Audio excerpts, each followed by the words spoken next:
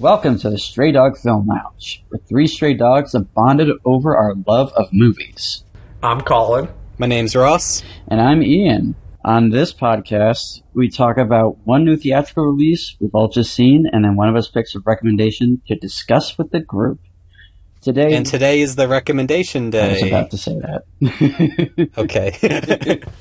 I'm excited, it's my day! For Rossy Stone, it's Ross's big day! It's finally my day! Well then, Ross, what are we discussing?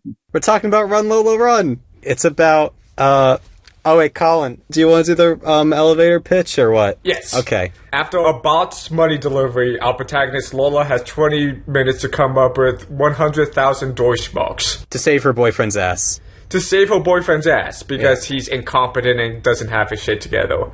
What's different about this story, though, is that we're going to tell it through three different perspectives and three possible outcomes.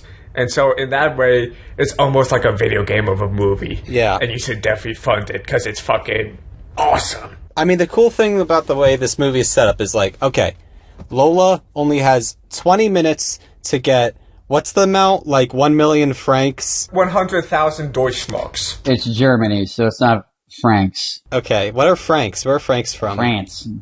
Wait, France calls them francs? Yes. But franc sounds so German. No. That's crazy. Okay, anyway. She's only got 20 minutes to get a shitload of money to save her dumbass boyfriend, Ronnie, from getting killed by a gangster, right? Who he owes money.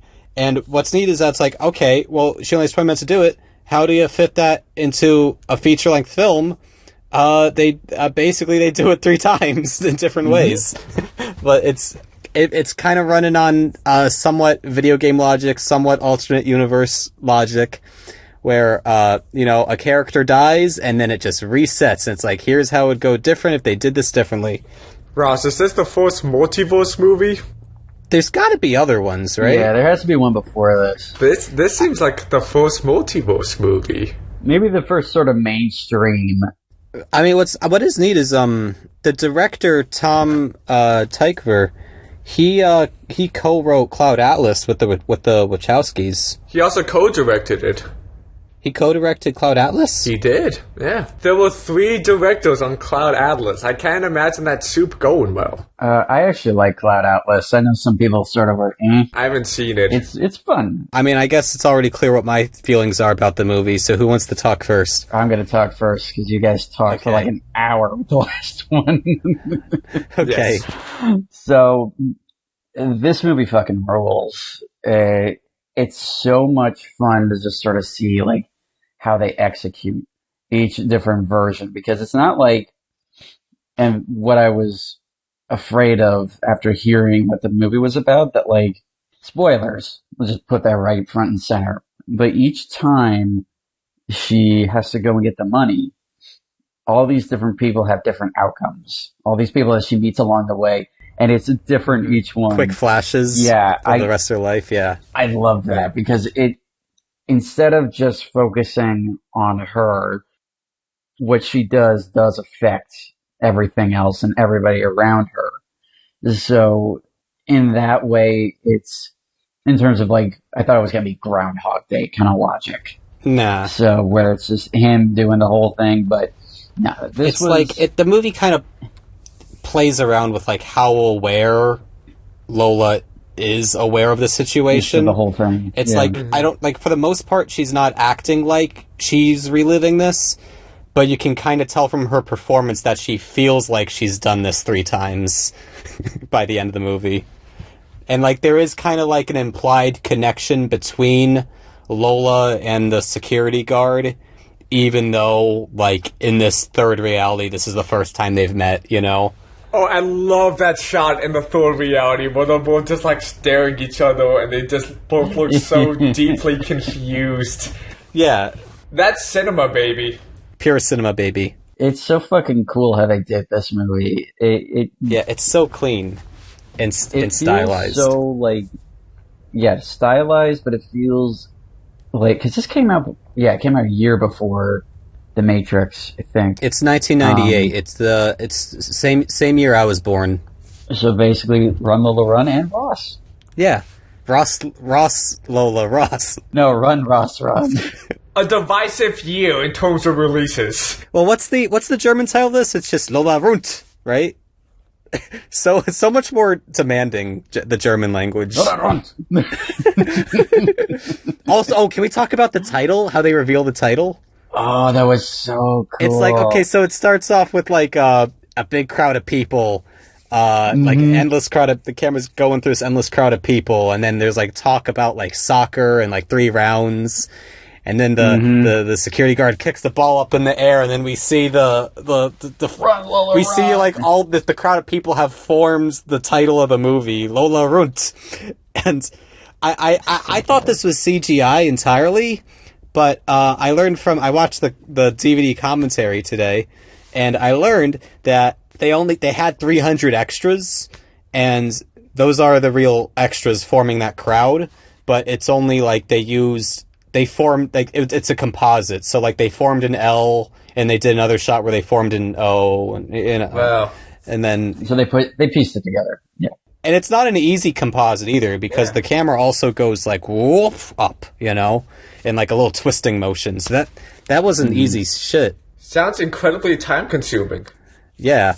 Yeah, everyone in this was great. I think, especially, I want to say her name right. I don't want to fuck that up. Franca. Collin, you're the German representative of the group. Yes, me and my German constituents do believe that... Collin Villa will help us out. Yes. Her name is Franca Pudante. Yeah, she held this movie like an iron grip, because it really is her movie for the most part. She runs, she screams. She does a lot of screaming and a lot of running in this movie. She feels like every emotion in this movie. Yeah, like, it was insane, especially in the fucking, when she does the poker shit. And he gets in, it's like, oh, it's great. And she looks cool as hell with that red hair. Really cool character design. I think the Wachowskis and the Daniels have definitely both seen this movie, right? Oh, well, I mean, obviously the Wachowskis have seen this movie because they worked with Tom after this. Yeah. I want to talk about the aesthetics of this movie. Go for it. This is like even the back cover of the DVD even describes this as like, the first sentence is a thrilling post-MTV roller coaster ride. That's exactly what it is. It's the most MTV movie ever. Has really fast cutting. It has like German house music throughout the whole movie. Yeah, baby. And by the way, Tom Tykwer is one of the 3 composers. It's him and like 2 other guys that he always works with for the score. That's cool. And also, Franca Potente, Lola actress, she does the vocals in the songs. Oh, nice. So it's like the songs are like her inner monologue as a character, which are in English for some reason. Anyway. But anyway, the aesthetics are so fucking tight. Like the parts where it's just animated. Oh, those are awesome. Like the opening credits, and also the parts where she's going down that endless staircase and with the dog and stuff. I really like that animation style. I like scrappy looking animation. Reminded me of like early Rugrats, kinda. Exactly. Awesome. Like a little more digital, but yeah. I know I'm the millionth guy to say this, but hand-drawn animation, it's cool. Yeah. I like it. They should bring it back. The movie has like a very distinct visual language. So everything from Lola and Manny's perspective are shot on film, right? Normal color film. And then anything in the past is black and white. And then anything that's not from Lola or Manny's perspective, but happening in the present, is shot on shitty videotape. Yes. Yeah. Which like was confusing, because the first time they do it, and it's really noticeable, is when the dad and his mistress are talking to each other, and it feels like a weird soap opera at first. Yeah. And then you're like, wait, what's going on? Is this a shot from on a TV? What are we looking at? No, it's that's just the style, and that's kind of neat. I love the direction from this. It feels like it's Tom's movie. It is very, and like I don't know if Tom's other... I kind of want to get more into more of Tykwer's work, because... I think this was his peak. Like, I'm not sure if you're going to find something as good as this from what I looked on Letterboxd and what the people have to say on there. I mean, I think it's like, because it's like, this is a style that could only exist in 1998. Yeah, along that point, like, it really feels like it doesn't feel dated, though. It feels like a perfect time capsule in the way that, like, Scarface seems like a perfect encapsulation of the 80s. You know what I mean? There's so many times where whenever we look at a movie that has aesthetical principles different from our generations, we want to laugh at it and we want to be like, oh, this is dated. But that's just terribly presumptuous, because that's like saying, like, the aesthetical principles that our generation has is superior to all others. And this movie, Run Lola Run, is almost like a big middle finger to that presumptiveness. It's like saying, no, we are boldly 90s. And it fucking... We are proudly MTV generation. We are proudly MTV generation, and we fucking rule. Yeah, we fucking rule. And the generation that we grew up in, 2010s, I feel like the aesthetic principle was grayscale and burrs from Hans Zimmer. Yeah, I mean, it's like, even though I was born the same year as this movie, I still feel like a connection to this aesthetic, because the early 2000s were not that different from the late 90s. Yeah. And a lot of culture from the late 90s was still bleeding over into the early 2000s. Mm-hmm. So, like, that's still kind of, like, the way that music video vibe, it was still kind of a thing. Yeah. So even, and it's also kind of, is that more culturally distinct is, this isn't just 1998, this is 1998 Berlin, which this movie makes Berlin looks so fucking cool. It really does. I really wanted to travel there. I want to go there, yeah. It looks so clean, cool. Too. You know what I mean? There doesn't seem to be that much little. Yeah, which is weird, because this is also like a crime movie. I'm like a little suspicious on like the ease of getting a gun in Berlin as depicted in this movie. Because it makes the city look pretty utopian. You know what I mean? Yeah, like, it's like, why do these characters have a gun? They're in Europe. Well, there's really only one gun, right? And it's like, I mean, one of them gets stolen from a cop. So I guess, all right, whatever. What do you think that hobo's got to do with the gun? Remember that moment in Act 3? Yes. Where, he takes the gun. I feel like this is a movie you can kind of get away with spoiling, because it's such an experiential movie. Yeah. It's like spoiling Skinamarink. Yeah, it's like, I can tell you the plot points, but like, you still haven't really experienced it if you don't see it, you know? I feel like there's like a sort of connection between Skinamarink and Run Lola Run, in that these directors set up these rules that they cannot break, but somehow these rules that they put on themselves further enhances their creativity. Yeah, like the color film versus black and white film versus the video cassette. Yeah. Like, plus also like the strict time frame of the 20 minutes to get the money. Yeah. And then, you know, what are her options? First she's nice, and then she screams, and then tries to rob the bank, and then she just says fuck it and goes to the lottery. Yeah. You know. Goes to a casino. Yeah. I mean, like, Lola going to her dad for the money was like the most dislikable thing about her character. No, but it's like, it's logical. Like, I mean, like, it's like, look, like, if you need to get, you got 20 minutes to get $1 million or whatever, right? And your dad works at the bank, yeah, I'm gonna ask him first. I guess so. You know? I guess so. I mean, I guess that is kind of a plot contrivance. Like, it does kind of make it seem almost a little too easy. But the fact that even though her daddy works at the bank, it's still not that easy. No, and he's kind of a dickhead of a father. Yeah, yeah. Like, the bank teller had to even just the first act, he tells Lola that he's not such a dickhead in that first act. First act, he straight up tells her that he's not her real father. And that I'm leaving your mother. For this mistress, for this strumpet. Yeah. He's such a dickhead in that first act. And it's really, this feels, and I'm sure other people have mentioned this feels like a deeply feminist movie, because all the men are helpless in this film. Yeah. You know what I mean? Like, Manny is the definition. The stuff Manny makes Lola go through for this. He is about as useful as a poopy flavored lollipop. But Collin, you do have a point, because even with Manny, he didn't even pay for the fucking phone call. It was some elderly woman. It was that blind lady, That blind lady. Like, the men in this movie are completely helpless. Like, even when that EMT is trying to resuscitate the guy who got in the terrible car crash. It takes the touch of a beautiful woman to bring him back to life. I'm not sure how feminist of a text this is, but I can tell Tom Tykwer likes women and respects women. Yes. That's a given.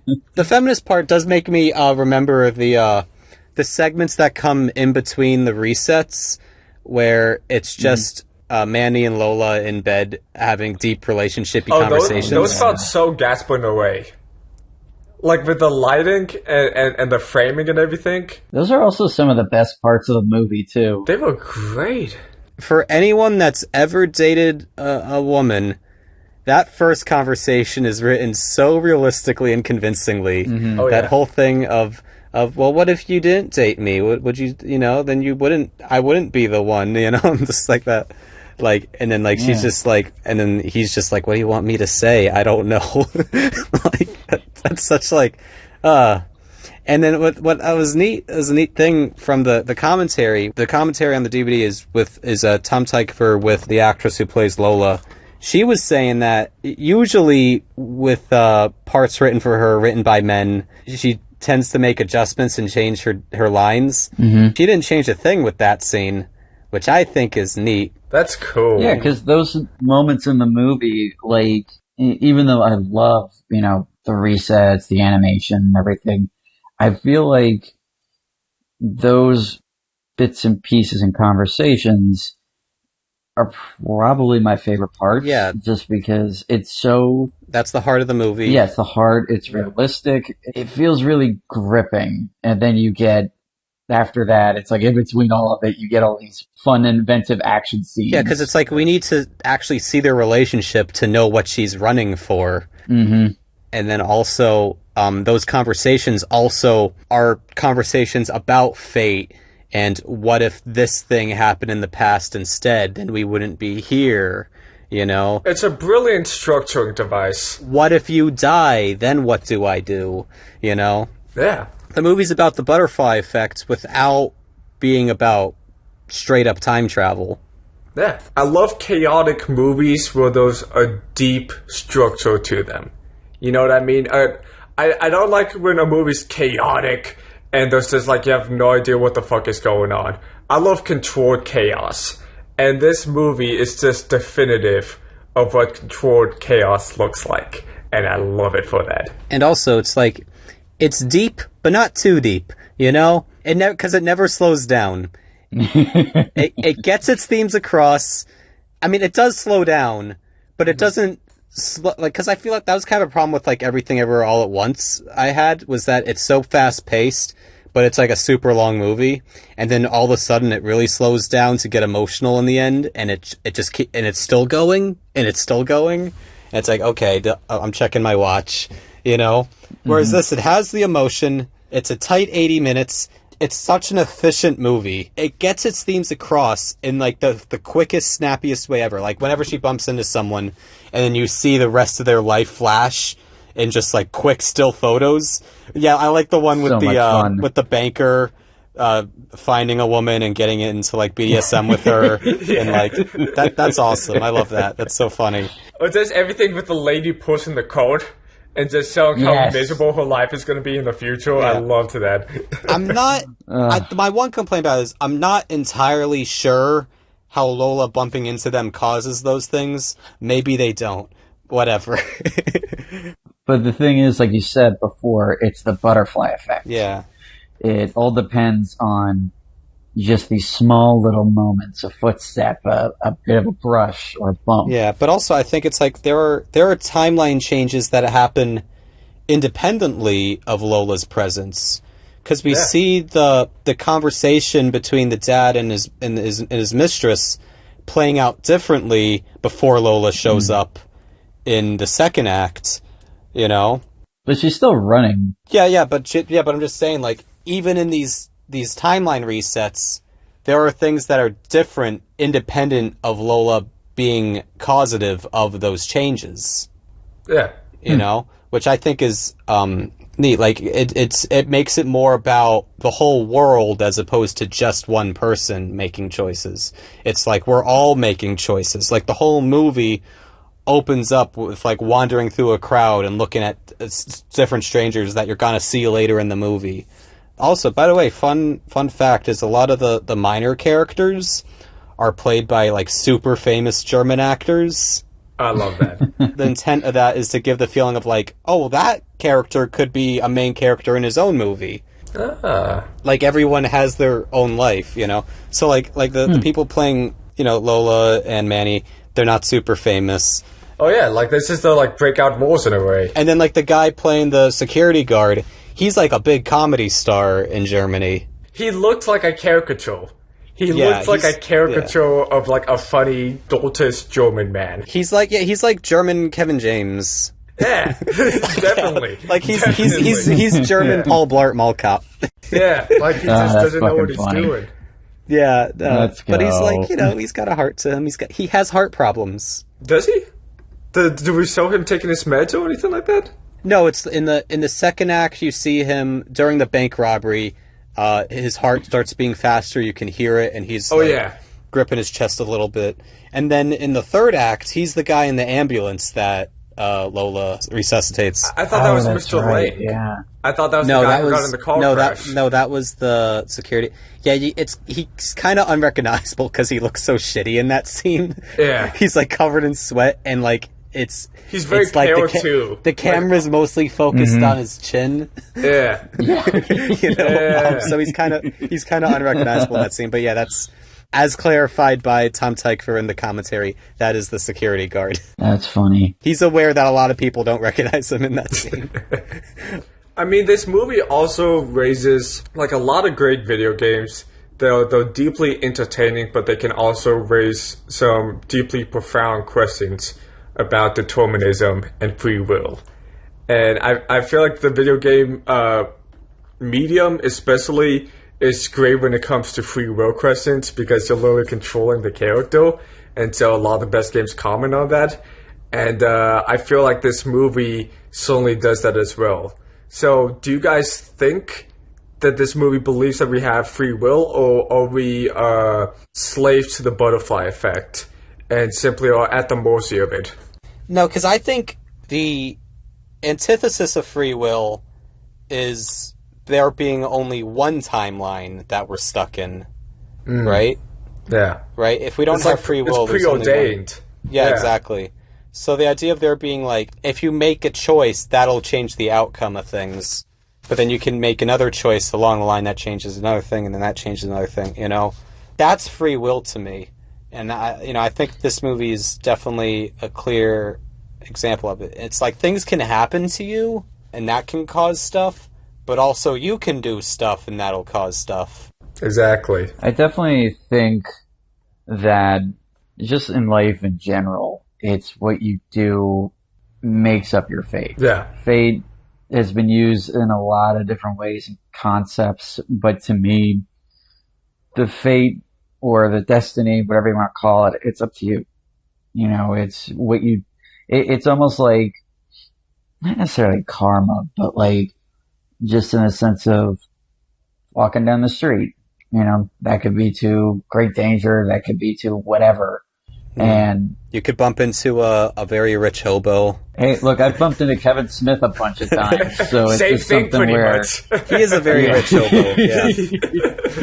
he's, you know, I've bumped into him just by walking in a Red Bank. You know, it's just something that, like, I just think whatever you do. I mean, even sometimes on Instagram, if I post something for like a movie I really like, and I know that person's on Instagram, I'll tag them and just say like, you know, well, such and such made this really cool thing, or whatever. I mean, even with Godzilla in 1998, the guy who made the design for Godzilla and the animatronics and some of the models, I tagged him in something and he reached out to me talking about all these different things that they did for him. Oh, it's pretty cool. So it's even just little shit like that. Yeah. It's like, hey, I didn't expect that to happen, but hey, cool. So do you guys believe that we have a fate set in front of us? Or do you think it's kind of like do you think life is a choose your own adventure type of game? I think it's a choose your own adventure type of game. Choose your own adventure. Which is pretty cool. That's pretty cool. Yeah. You know what I mean? Yeah. Like, that's my big gripe with Greek tragedies. It says there's too much of a sense of fatalism to them. You know what I mean? The protagonist really doesn't have any control over where they're going. And I like this movie because the character has total control over where she's going, even though there's some external circumstances that can fuck her up. Yeah, but it is like a little interesting how like this movie plays around with her awareness of her ability to hit a reset button through it kind of almost feels like sheer will. Like when she dies, she's just like, no. Yeah. Nope, stop dying. No. I mean, by that same token, though, that entire situation could have played out in her head, though. And she could be like, no, that's not the smart way to do things. Yeah, no, but I think it is, like, there's a bit of magical, there's a magical element to the reset, though, because I do feel like there is an implication of, like, she feels like she's done this already, but it's not well done, that I think. Like, yeah, this movie doesn't fuck around. It doesn't. Yeah. It like it has to keep going. She's only got 20 minutes. She doesn't have time to dwell on it. Yeah.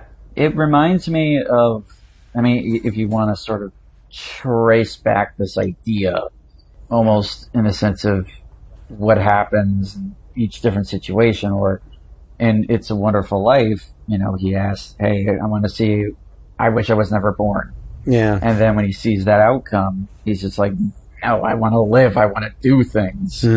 So, and I think that kind of goes down a bunch of movies, even with Back to the Future. Yeah. There's a lot of choices in that, even though that's to keep it on, the same timeline that it was in the past. It's just, that's sort of how I feel looking back at different films and seeing them in this. Yeah. Like, it's very interesting that a lot of films that deal with characters changing their fates and so on and so forth usually involve time travel, or they involve encounters with the divine. Such as with It's a Wonderful Life, him having his deal with the angel. I don't like the sound of deal with the angel, because it's dealing with you gotta deal with this fucking angel. I gotta deal with this fucking angel. But I gotta deal with an angel right now. I just But his partnership with the angel. Yeah. Well, it's like a visit. A visit. Thank you. Yeah. That was the word I was looking for. Whereas this movie, it feels like the device is just like the editing of it. Oh yeah. Like it's just like okay, we're flashing back to that phone now. We're doing a jump cut thing between the bag and the phone now. Oh, I thought the editing was great too. The editing was so much fun. Tykwer's direction is very childish in the best way possible. He really feels like a gleeful child. You know what I mean? And he's like, no, I don't like how that worked out. Let's do it again. And like, I loved that joyousness of his direction. Like, there's very few. This feels like Evil Dead 2, where you just know that the director is having a great time making this movie. And also is like going nuts with the camera. Like, they had to invent. Oh, yeah, I love They had that to shit. invent all these crazy rigs just to keep up with Lola. Like that was like the biggest challenge of making the movie, was that like she can run so fast. And it's like there's a scene where like the only way they could do it was to have a person with a steady cam run backwards. And so she had to pretend to run faster than she's really running in order for him to not trip. And like, or like they had to like invent like a weird car rig to keep up with her, because you can like really feel that speed with the pillars in the foreground in like this really telephoto shot, like zooming past. It's so cool. And it's also like, it's always visually clear, like it's never shaky.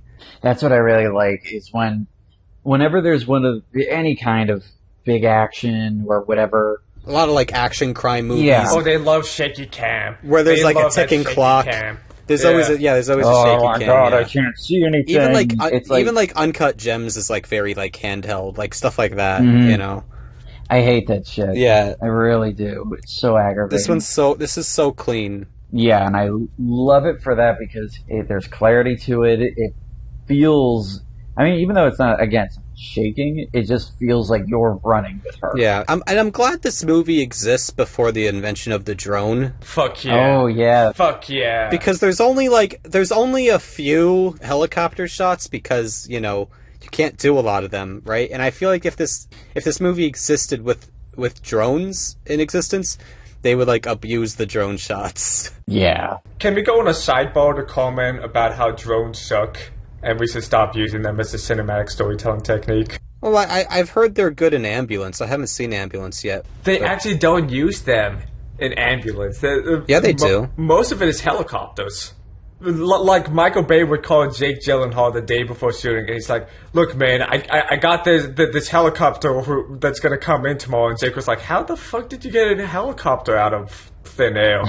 Because I heard that like he's using have you seen that video of like that really impressive drone shot inside a bowling alley? Like there's this really cool shot I saw on like Instagram or whatever once, where it's just like this drone flying through a bowling alley, getting all these great angles. Mm-hmm. And I feel like that's exactly what we should be doing with drones instead of just getting boring overheads. Yeah. Like Banshees of Inisherin is like an example of a movie that's like, this movie didn't need a drone. Like, it doesn't need, because it's such a small, intimate story, we don't need these a bajillion wide overhead shots, It's too easy now. It's too easy to get an overhead now. Drones in filmmaking just seem, for the most part, unnecessary.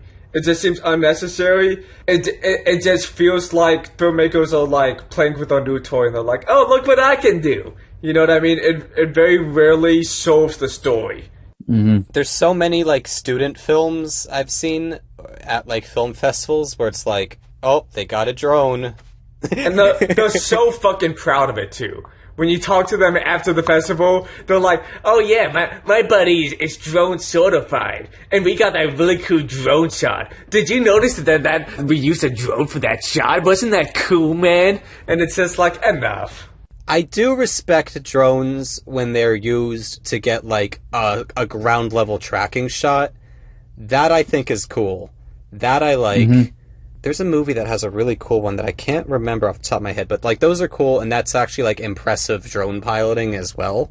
I like when drone shots, and I think this is what you were talking about with Ambulance. There's a lot of shots where they speed downwards, and they clearly can't do that with a helicopter, so Bay does it with a drone. But then like it would like, the idea of it like goes all the way down, but then it goes forward, and you're looking forward with it. Those are cool. Those are cool, like some nice dips and stuff, but I don't need a big overhead shot of the entire village. I don't need that. I mean, if you're gonna do that, limit it to like one. You're allowed one big overhead shot. Like, you're allowed one West Side Story opening. Yeah, but like, by the same token too, I would like it to be on a helicopter. There's a greater sense of weight. You know what I mean? There's no difference. No, I feel the difference. I feel the difference when it's a helicopter shot. There's a sense of like it's a human point of view. With a drone shot, it feels omniscient and weightless. So if you're going for like the impression that it's a ghost looking over the world, then a drone would be great. But if it's supposed to be from a human POV, I feel like a drone shot totally misses it entirely.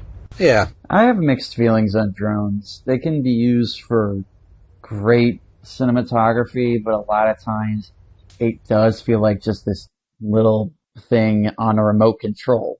Yeah, exactly. It's like a toy. It's a gimmick. You know what I mean? It's like... It's a toy. It's a small little thing that, like, again, it can help you, but also it is kind of a pain in the ass.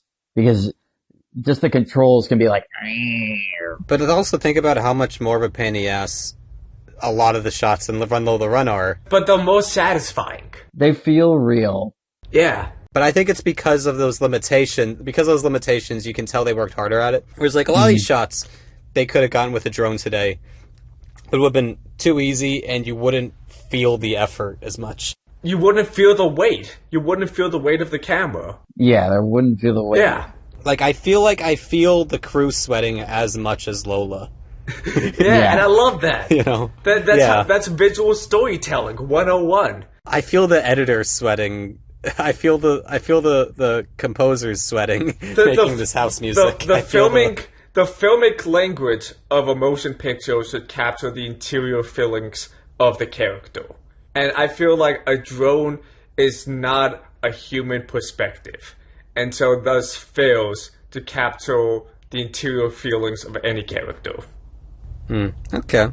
Yeah, just my 2 cents. All right. Anything else we want to talk about with Run Lola Run? I do want to talk about this DVD release I have. Oh boy. Okay. He's got his physical media out. I got my physical media out. Okay. So to describe it, the cover is split into 3 sections, much like the movie is split into 3 sections, right? The first one is a close-up of Lola, and it says Run in the corner. The third section is like a bunch of squares of Lola running. Whoa. And it says Lola. And then the third one is one of the red lit bed shots of Lola cool. and Manny. It's nice. And it's like the most late 90s, early 2000s DVD ever. Like, it has like the really cheapy looking menus. The disc itself, it's one of those double-sided discs. Oh yeah, baby. Where one side is widescreen and one side is standard. Give me choice, baby. Give me choices. And, you know, it has a little booklet in it, you know? It has the title. They don't do this anymore. It's got the title of all the chapters like in a all the little scenes. booklet. Yeah, man. You know? And they don't do that anymore, especially with, like, when I see it on Blu-ray, it's just like chapter 1, 2, 3, It's 4. got a whole... I don't really fully understand the logic of... Oh, no, this isn't a review inside the booklet. This is a little mini essay from Tom Tykwer. Oh, cool. Aww. Would you like me to read the opening paragraph? Read the opening paragraph. I'll read the opening paragraph. I always start with the image. I get an image in my head and I start wanting to get it moving. To build a story around it and to make a film out of it. In Run Lola Run, it was a woman running. Yeah. Yeah, that makes sense. That makes sense. No shit, Sherlock. Would you guys say that there's a similarity between Lola and Ramona Flowers? No. No. Nah.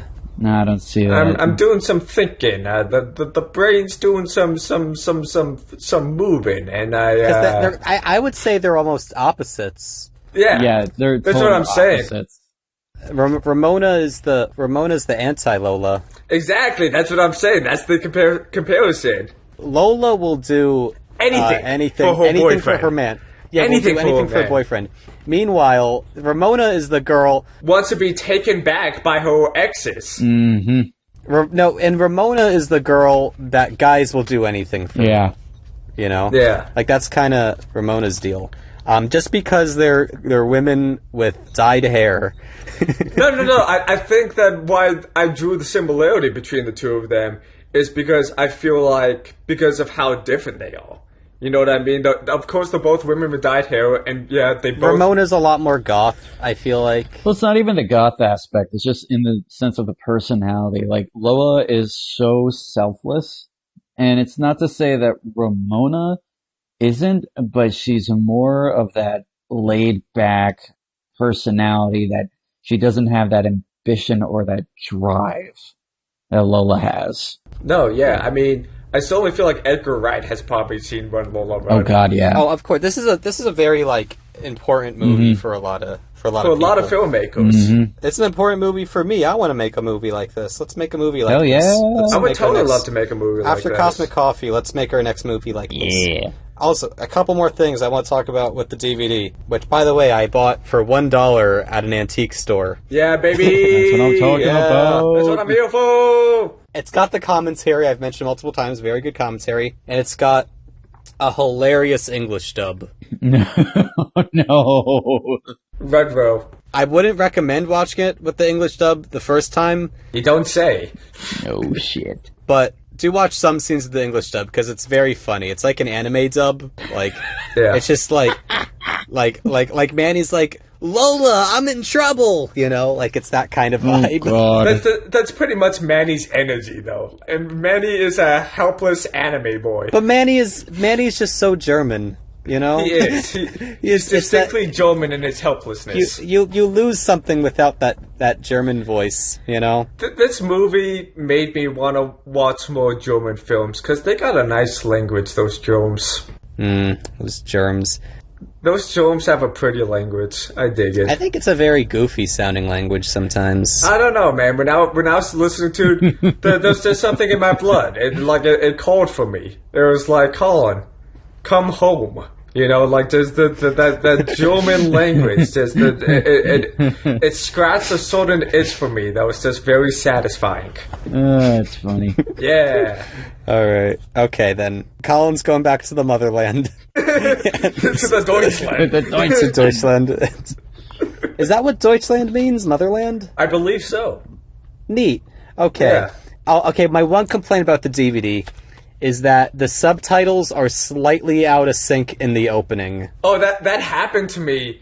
I was watching it on Vimeo, and the subtitles were totally off. And I'm like, I can't. But just in the beginning. Just in the beginning. I don't know. That's what I did too. I was cranky, and I couldn't abide, so I just rented it on Amazon. But was it only in the beginning, Ian? Yeah, it was only in the beginning. Oh man, that's $2.72 that I could still have in my pocket. Wait, you watched it on Vimeo? Yeah, I found it on Vimeo. Oh, it's so like just someone uploaded it to Vimeo? Yep. Yeah.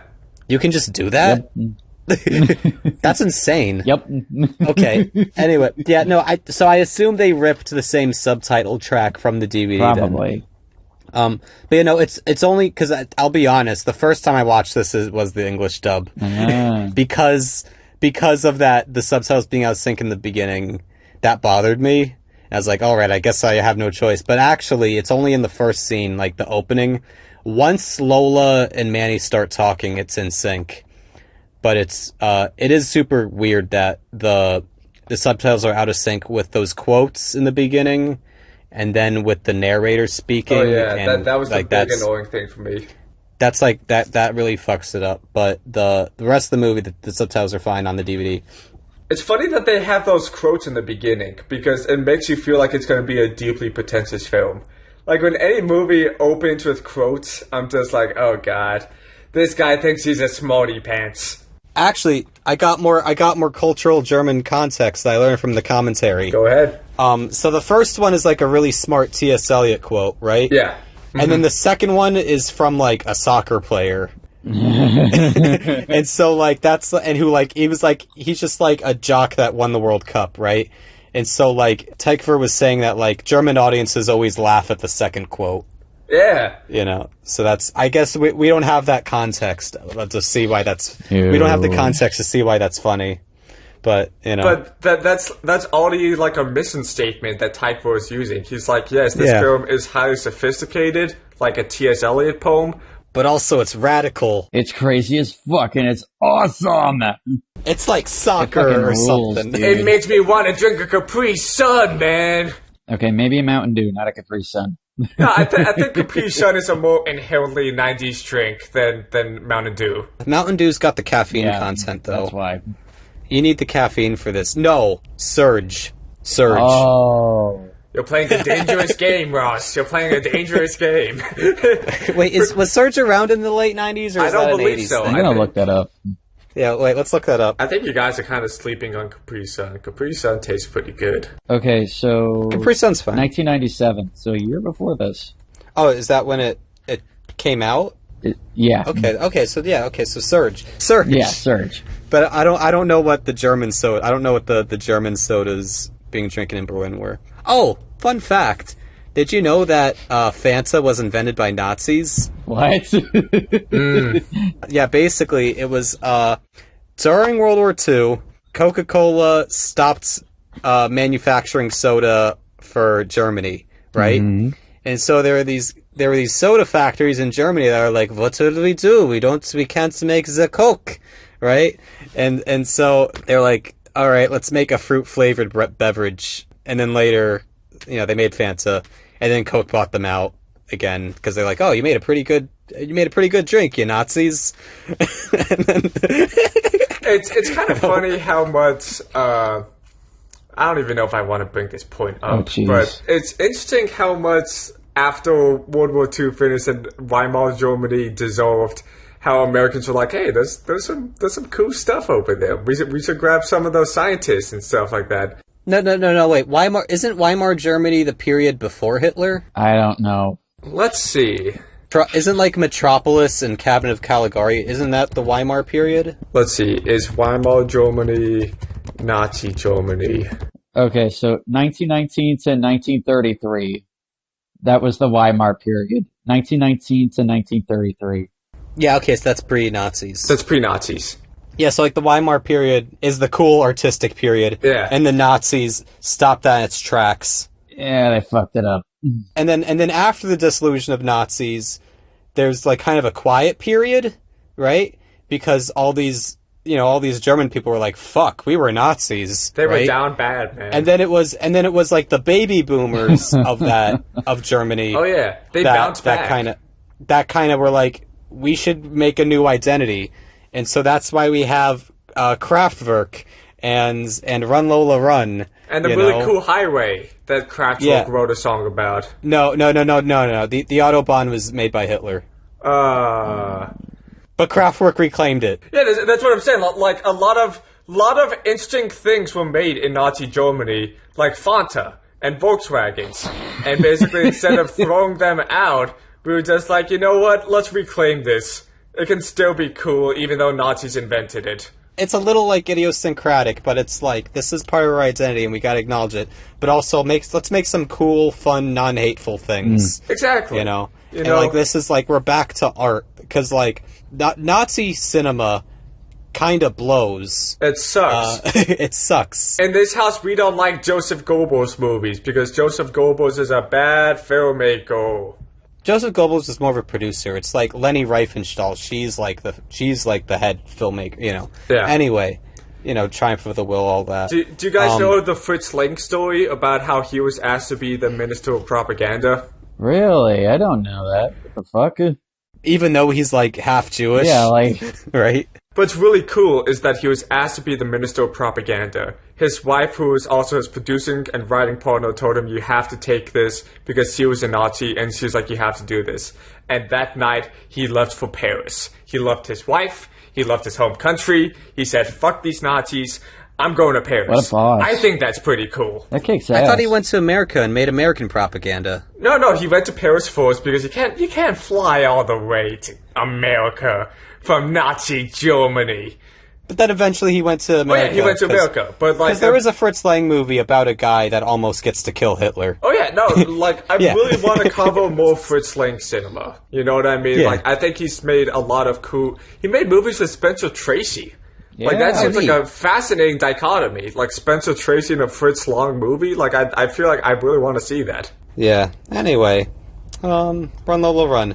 Good German movie. Good German movie. And it's been highly influential because when Ian was a teen, he listened to a band, Yellow Card, and their song Ocean Avenue.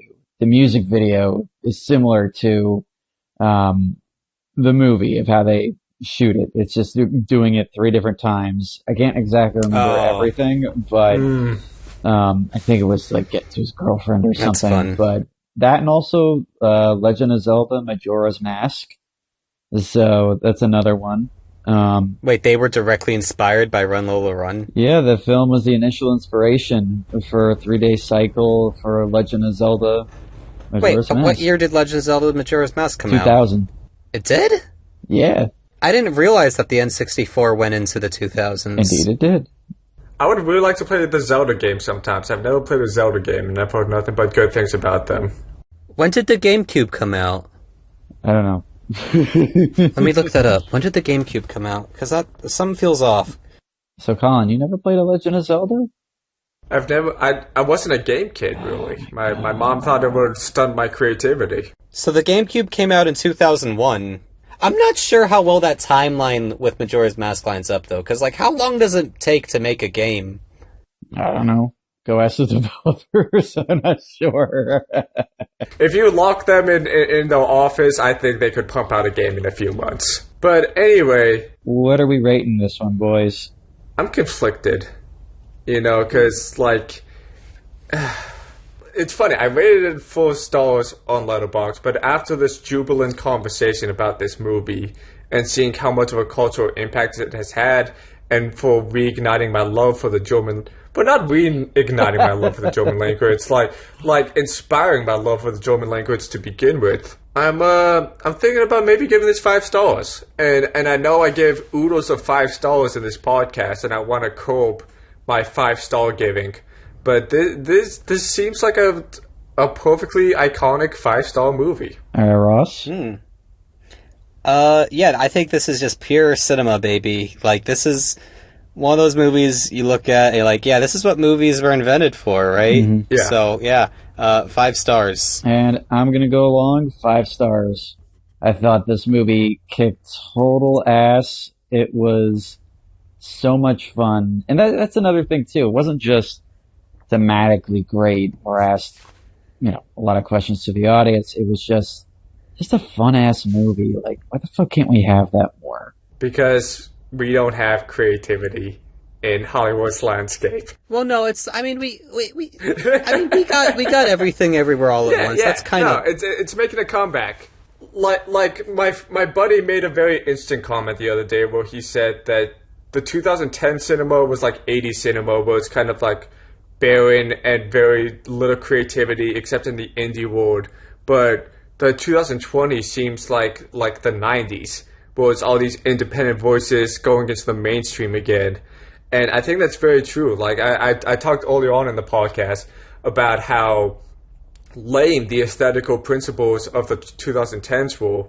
And I stand behind that still, you know what I mean? Like, yeah. The grayscale, and how everyone was riffing off of a Hans Zimmer score where it's just a long droning sound. Everything was too serious and clean. Everything was too serious and clean. There was no creativity. The thing was so fucking boring. That's the biggest thing for me. Like, I can watch a movie that's, a grayscale, whatever, dark, broody.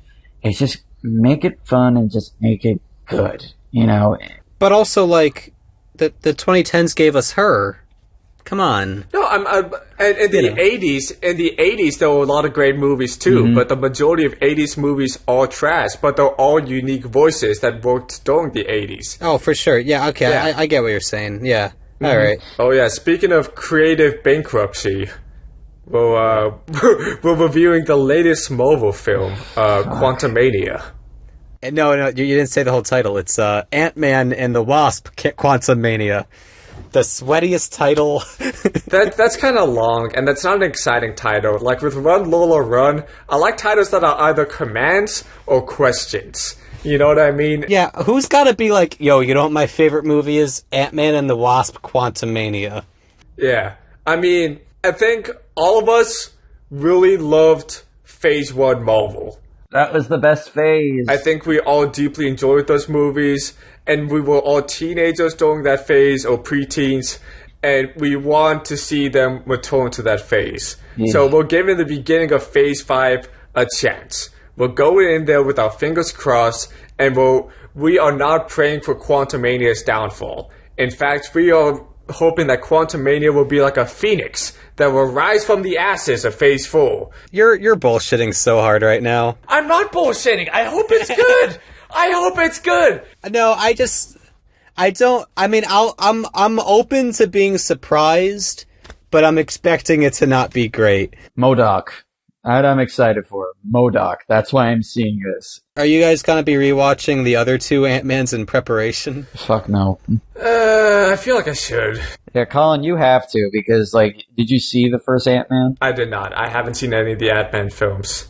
The first one's actually, decent. Mm-hmm. Yeah. But also, the problem with Marvel is you also have to be like, oh, well, did you see Endgame? Yeah, I mean, you have to watch, 30 movies and TV shows to be caught up with just the single film. Just like comic books. You can't just watch a trilogy of a superhero, because there's always a big event thing that comes in between the second and third one. Yeah. Yeah. and it's a pain in the ass. It'd be nice if they did like a previously in the MCU section before each movie. You know what I mean? That'd be very considerate. That'd be fucking hilarious. like HBO does that for every one of those shows. You know what I mean? Like previously on The Last of Us, previously on House of the Dragon. It would be nice if they did that before a Marvel movie. Because most of the time, I'm just like, I have no idea what these characters are talking about. Yeah. So, stay tuned for next week when we'll be talking about Ant-Man and the Wasp. Quantumania. That's right, Quantumania. At least MODOK is gonna be in it. But before we go, thank you very much for listening. If you're new to the podcast, please subscribe to whatever channel that you're viewing it on. Leave a comment, write an Apple review, whatever. Oh yeah, leave a comment. We want to hear from you guys. You know, like I suggested an idea to the two other strays in the group that every fourth week we choose a movie that our fans recommend to us. The problem is we got to get a fan base, so it's not just so not one of us can just put someone in there and recommend another movie that we want to see, because that's something that one of us could potentially do and rig the system. So we need to make sure that we have a bigger fan base so that we can put that system in place. Because I would like to review movies that people would want us to review. So along that line, comment and become part of our fan base and let us know what you want to hear. Join the Stray Dog family. Join the Stray Dog pack, baby. The pack. Yeah, the pack. Yeah. Okay. All right. So long. So long. Thank you for listening. Take care. Live long and prosper. You can't steal Ian's Live Long and Prosper. Give me a break. Oh, you guys have taken Eureka from me. Ross, I see you writing Eureka in the group chat. And if you can write Eureka, I can say Live Long and Prosper. Okay, alright, so I get to say, may the force be with you. I'm fine with that, because that's not something I would ever say. So you have total creative ownership of May the Force be with you. Hell yeah. We are keeping this argument in the episode. Oh, yeah, yes, it's not leaving. Yeah. This is good banter. Anyway, so long. Take care, guys. All right, bye. Later.